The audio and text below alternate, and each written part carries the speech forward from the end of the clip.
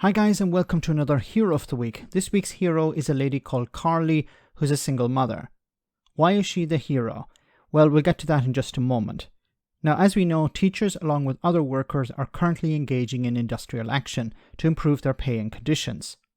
Teachers have been describing how they have to work harder and harder to deal with more paperwork, manage larger and larger class sizes, all for worsening pay. Like in nursing, teachers are leaving, and this is making the situation in education generally much worse, and that's why they're on strike.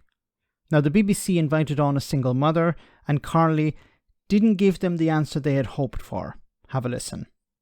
But what's your overall opinion of the strike action being taken? Do you support the teachers or not?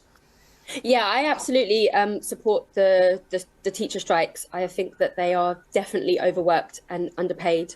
I don't know if anyone spent time with trying to get a 4-year-old to read, but I can't even manage it for 30 seconds. I don't know how they do it. And also they are caring for our children 5 days a week for lots of hours. So, I think it's really important that they are paid right and not overworked. But obviously for me, I'm a single parent, so I am taking annual leave. And it kind of feeds into this bigger situation where I've only got a certain amount of leave. It's just me, and I've got school holidays to navigate. So when I do take time off for strikes, that's a day that I can't take annual leave in the sort of long school holidays that I've also got to manage.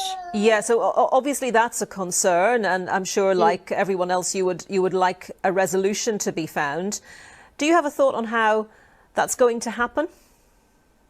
I don't really understand the sort of economics of it all. So, but it's not just teachers that are striking. There are many people striking. So there is a big problem. I don't understand how it's sustainable, but I think it's really worrying that the government are happy to have people in these essential roles who are going to become, either leaving these roles or stay in these roles sort of, discontented, burnt out. It concerns me that it's okay for teachers to be really overworked and burnt out and discontented and be in the care of our children.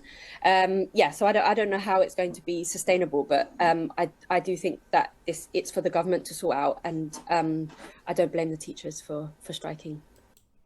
Wonderful.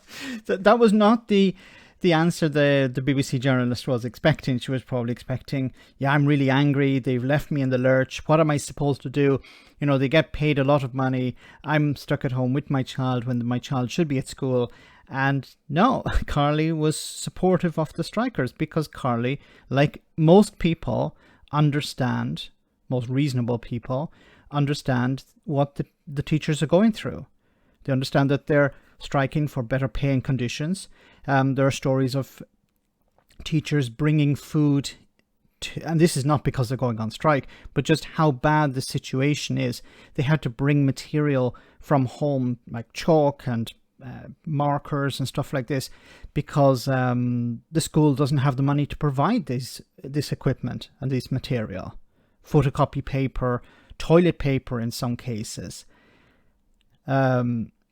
because it doesn't have the funding necessary. So the teachers are saying something has to change. We've been begging the government for years to do something about this. They've refused to listen to us. So this is our only course of action. Like in healthcare, on the railways, like in the public sector. People are saying enough is enough. We have to do something. We've tried everything. We've spoken to ministers. We've spoken to the government. We've lobbied MPs. We've sent letters, and nothing works. And this is our only course of action. And it's important that the public are on board as well. The public are supportive. Because everyone's in the same boat, apart from the politicians, when it comes to the cost of living crisis. You have nurses, teachers and others going to food banks. Firefighters in some cases going to food banks. It's completely unacceptable. It shouldn't be happening. Food banks should not exist in the first place. But, there was a time when it was people who are struggling financially at the moment. Something happened. They lost their job.